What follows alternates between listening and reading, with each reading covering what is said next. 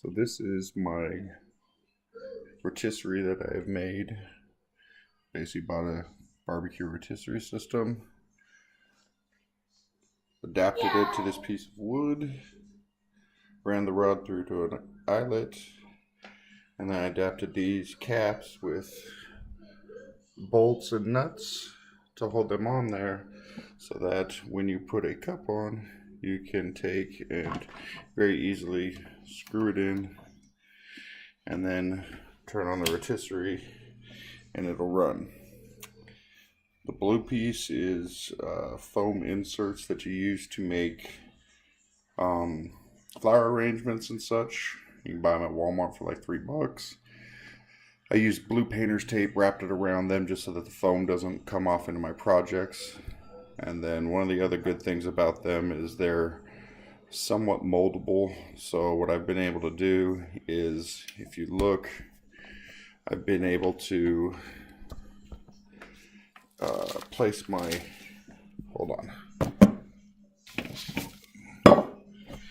place my cups on here, and I've made multiple layers. So this section here, you can do the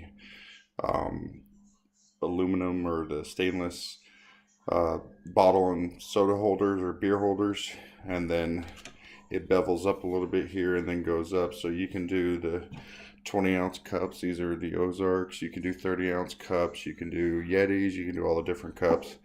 Basically, once you epoxy over top of them, you can then take your cup, place it on, turn on the tumbler, and that'll help keep everything level and even as you're waiting for it to cure. As far as epoxy goes, I use Amazing Clear Cast 2-part epoxy.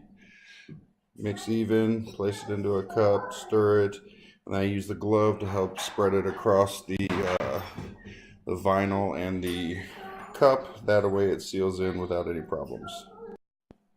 So after mixing my epoxy, I let it sit for a little bit, about 5-10 minutes. And what that does, it helps to gas it a little bit, get rid of some of the bubbles. With my cup on my rotisserie holder, I will then take and basically just pour the epoxy onto it in small quantities. Get some of it going, and then with my latex glove, I'll then smear it all around. That way it gets a nice even coat. The finger method helps to reduce the bubbles overall, and the good thing about that obviously is you don't have to rework it again later too much, and it will allow for you to get a quick easy coat with minimal effort. As you can see here, you got the shine and then you got the dull. So you can see the difference in that, and I'll show you later what it looks like. So after laying down your epoxy, what you'll want to do is use a fine mist atomizer. You can get these from the Amazing Clearcast site. You can also get them online on eBay for on Amazon for a couple bucks. All you want to do is just mist over it. It has to be a fine spray. This can't be something you would use in your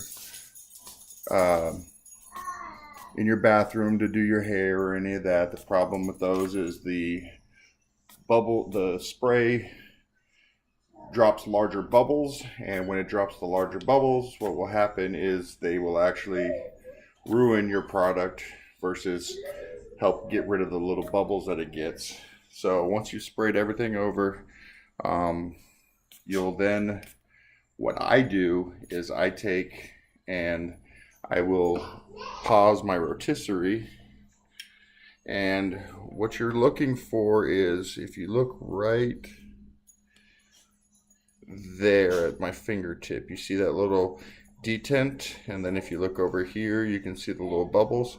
So basically I'm looking to get rid of those. So what I do is I take a little bit of my epoxy in my cup and I just dip my finger into it to where I get a little on there, and then all I'll do is I'll take and drip a little on here, clean up those areas, and then if you work the epoxy in some, what'll happen is it'll level itself out as it's going, and that little rise that you see in the chest piece of that eagle will actually go away, and those bubbles inside there will actually go away as well. And if they don't, spray a little more alcohol on there and go from there. So here is a finished product of epoxy tumbler. If you look here, it's got really nice shine to it. What's nice too is your vinyl is completely sealed. You don't feel any of it. You can't feel it. It just gives it a nice texture. The key to this is a rotisserie. You have to put these on a rotisserie. If you don't, what happens is it's a self-leveling epoxy, meaning that it's going to flatten itself out. And if you put it on a rotisserie where it spins like this, after you've completely coated the entire thing, the entire project, it'll rotate and it'll keep itself level, and then you get a nice even level surface, and then you have, you know, less flaws, less issues.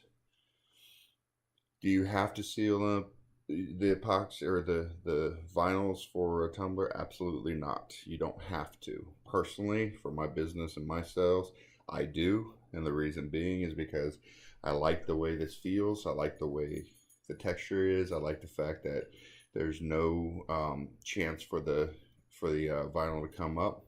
It's still dishwasher, or still not dishwasher safe. You still have to do the hand wash.